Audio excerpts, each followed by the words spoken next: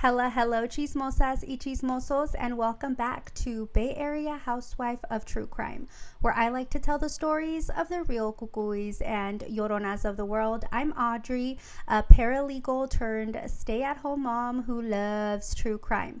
The cases I cover are wild, topics may be triggering, viewer and listener discretion is very strongly advised.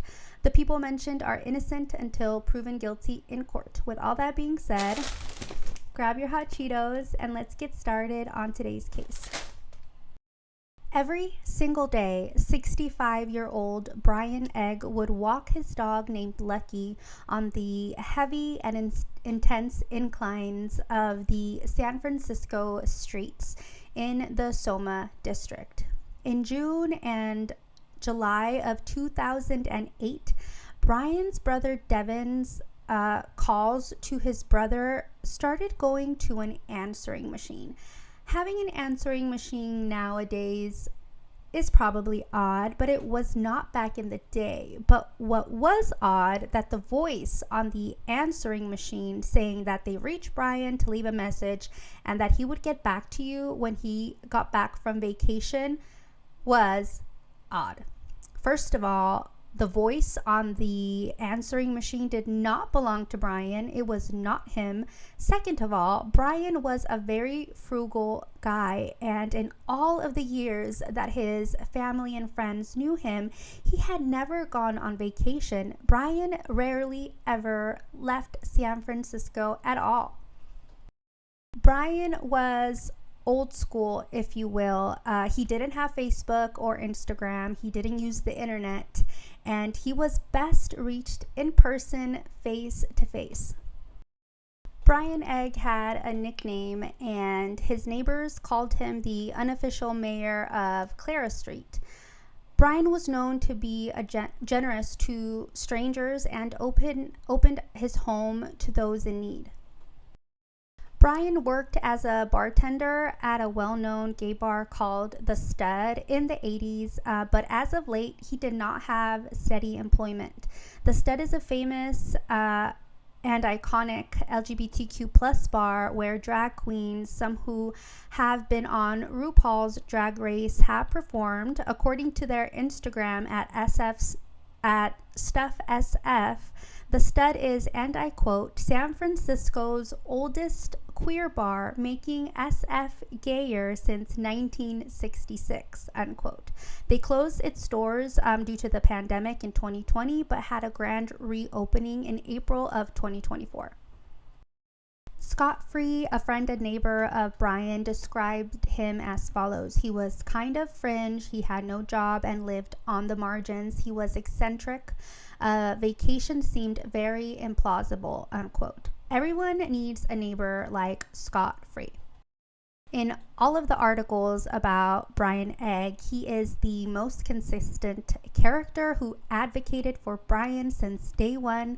May his pillow always be cold, and may he always have a seat on BART or Muni, even on the busiest of days.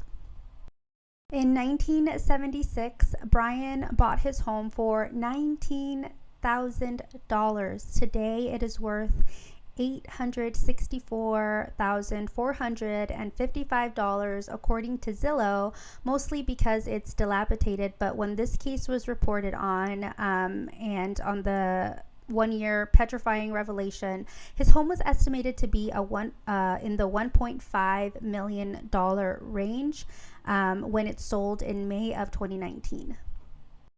In 1994, Brian was fired for undisclosed reasons from The Stud, and as a way to get back at what he saw was injustice, he tried faking his own death.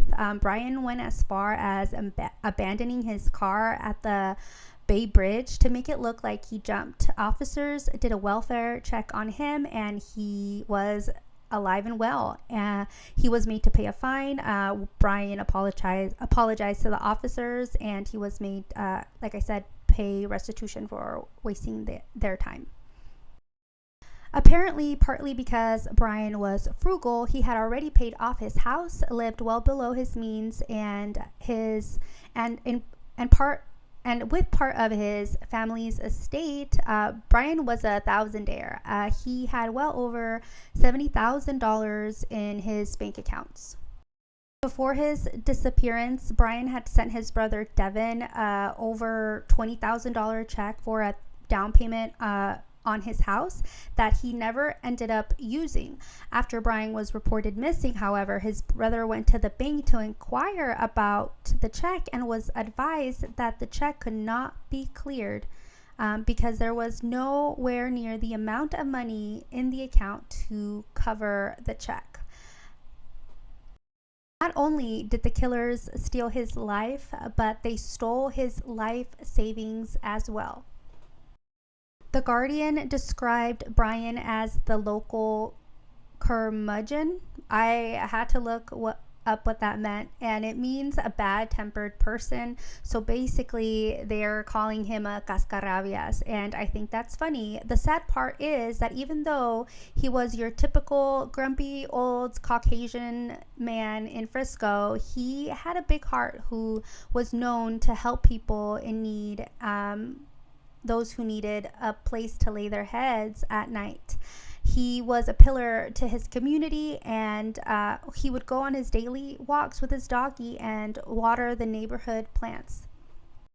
When he went missing, witnesses reported seeing some sketchy individuals that appeared to be homeless lurking around Brian's house. Brian had been missing for 2 months before he was found. In July of 2008, two strangers started answering Brian's door, saying they were house sitting while Brian was on vacation. After these encounters, with these supposed house sitters, Brian's worried neighbors started calling the police.